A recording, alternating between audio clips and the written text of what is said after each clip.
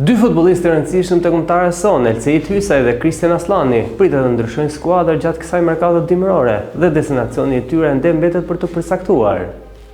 Hysaj është shumë pranë largimit nga Lazio, pas një eksperiencë disa vjeçare me Flamellën Bardakalltër. Klubi ka vendosur të mos rinovojë kontratën e brojtësit shqiptar, e cila skadon në qershor, duke shtyrë lojtarin të kërkojë një sistemim të menjëhershëm.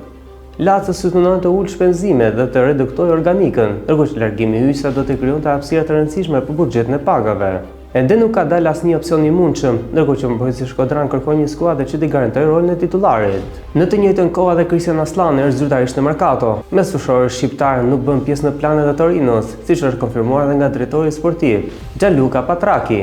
Pas përjashtimit nga lista e Kupës së Italisë, është e qartë se udhëzimi nga Interi do të ndërpritet dhe se klubi zikalt e konsideron të mbyllë ciklin e tij. Përmes fushorëve ka oferta të rëndësishme nga Paris FC në Francë, si dhe nga Genoa në Itali, që ka interesim konkret.